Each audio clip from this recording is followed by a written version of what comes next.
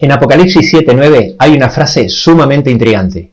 Allí se describe una gran multitud. Son los salvos que finalmente están en presencia de Jesús con vestiduras blancas. Pero de repente dice algo sumamente extraño. Tienen en sus manos unas hojas de palmeras. ¿Por qué tendrían en las manos unas hojas de palmera? Y más intrigante aún, de todo lo que pudiera estar ocurriendo ahí, ¿por qué es importante para nosotros explicarnos justamente ese detalle? Descubrir el motivo te hará entender muchas cosas de la Biblia en general y del Apocalipsis en particular. Comencemos.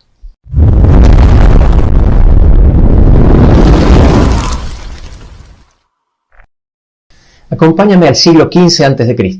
Cuando Dios libera al pueblo de Israel de la esclavitud de Egipto a través de Moisés, primero los lleva al desierto, luego frente al monte Sinaí les entrega las tablas de la ley y entonces le da instrucciones precisas de cómo construir un santuario. A partir del capítulo 25 del libro de Éxodo le dedica 15 capítulos, casi la mitad del libro, para explicar de forma minuciosa de cómo debería ser el santuario o tabernáculo, cómo debían ser sus muebles, los materiales, las fiestas, las vestiduras de los sacerdotes, etc. Era un tabernáculo portátil con sus límites muy bien marcados, dentro del cual estaba delimitado el atrio exterior y dentro de ese terreno había una tienda, el santuario propiamente dicho, que constaba de dos partes, el lugar santo y el lugar santísimo. Y en el lugar santísimo se encontraba el arca, en cuyo interior estaban las dos tablas de la ley. Era un aula, era una maqueta didáctica donde cada día aprendían sobre la obra que Jesús iba a realizar para salvar el mundo. Todo tenía un significado en el santuario. Los muebles, los materiales utilizados, cada fiesta que marcaba el ritmo de las celebraciones y rituales, las tareas y los sacrificios diarios que se realizaban, nada era por casualidad. Dentro del santuario había 7 muebles de diferentes materiales con una simbología muy amplia y precisa que representaban enseñanzas muy importantes sobre el plan de salvación. En el atrio exterior estaba el altar del sacrificio, que estaba hecho de madera de acacia revestido en bronce, y el lavacro, que era todo de bronce. Luego en el lugar santo estaba el candelabro de oro, era de oro puro, la mesa del pan de la proposición, que era de madera de acacia revestida en oro, y el altar del incienso, que también era de madera de acacia revestido en oro. En el lugar santísimo estaba el arca del pacto, que también era de madera de acacia revestida en oro, y por último estaba la tapa del arca con 2 querubines labrada en una sola pieza de oro puro llamada el propiciatorio. Y toda la liturgia que giraba alrededor del santuario estaba marcada por 7 fiestas anuales. En primer lugar, la primera era la Pascua.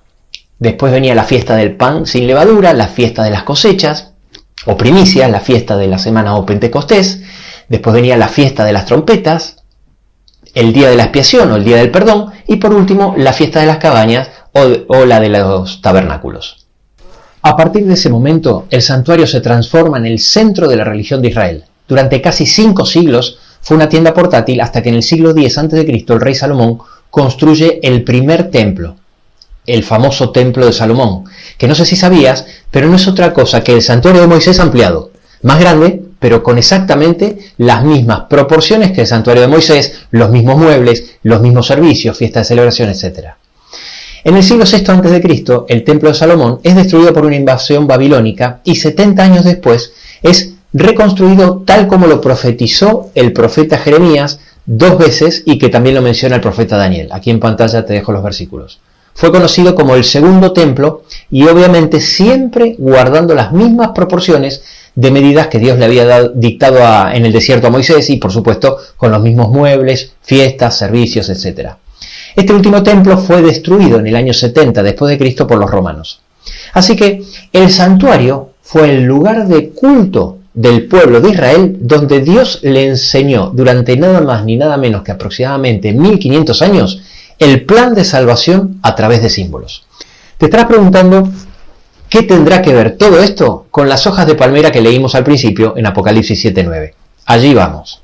Por un lado, los judíos, al no reconocer a Cristo como el Cordero de Dios, siguieron con los rituales y sacrificios.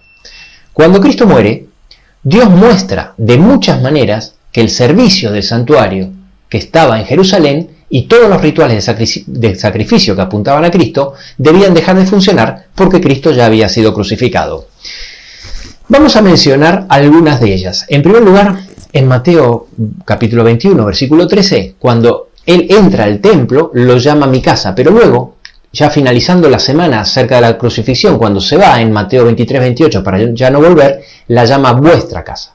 En segundo lugar, en ese mismo versículo dice, vuestra casa os es dejado desierta, haciendo referencia a que la presencia de Dios ya no estaría allí. Y luego en Mateo 27, 51, dice que el velo del templo se rasgó en dos, de arriba hacia abajo, por una mano invisible, cancelando Dios mismo la continuidad de los servicios.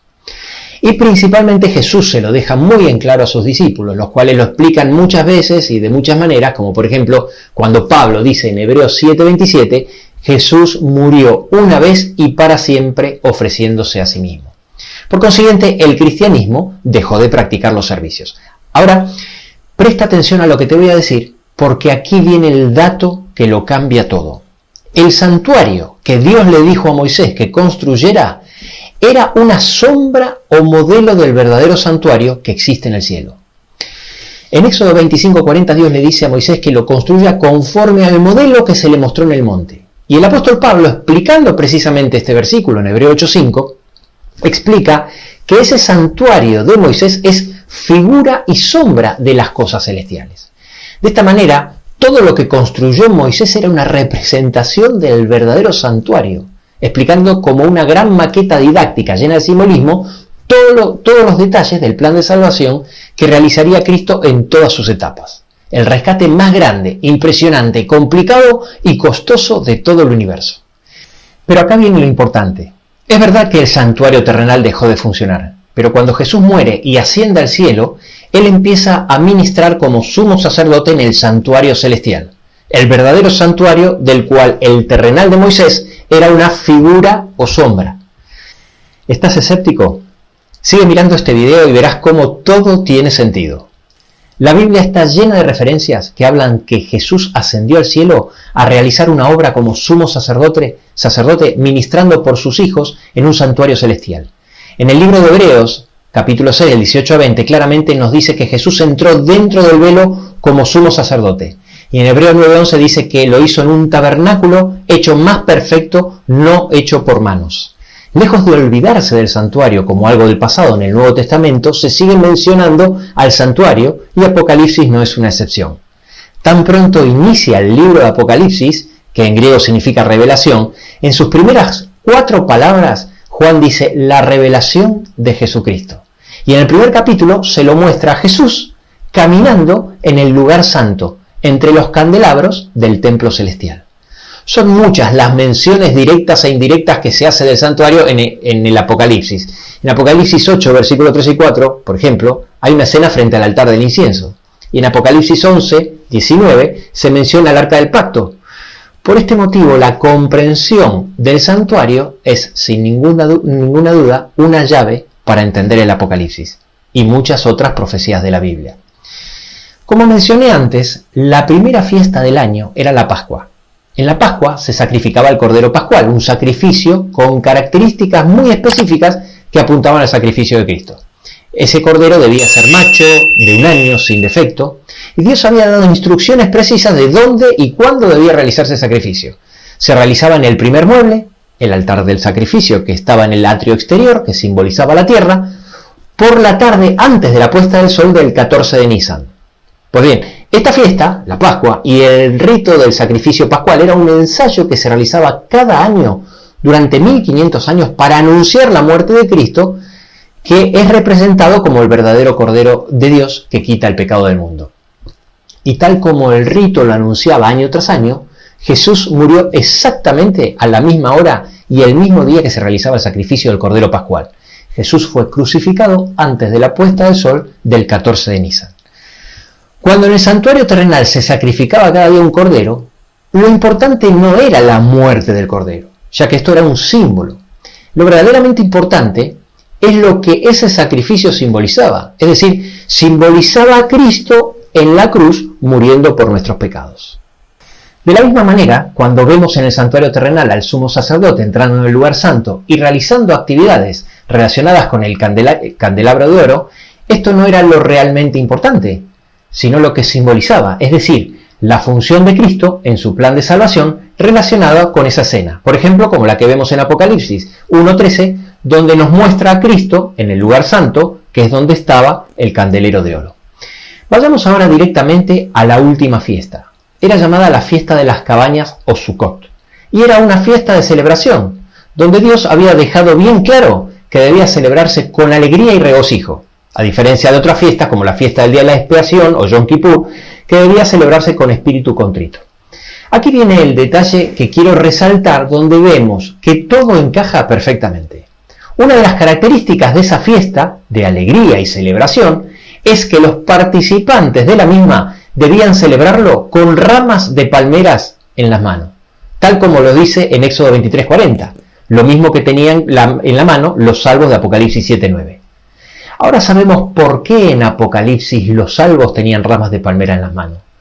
Nos está explicando de forma cifrada y simbólica que estarán celebrando la verdadera fiesta de los tabernáculos, la última del plan de salvación. Un simple detalle sin sentido ahora no solo cobra sentido, sino que nos ayuda a entender mucho mejor la escena.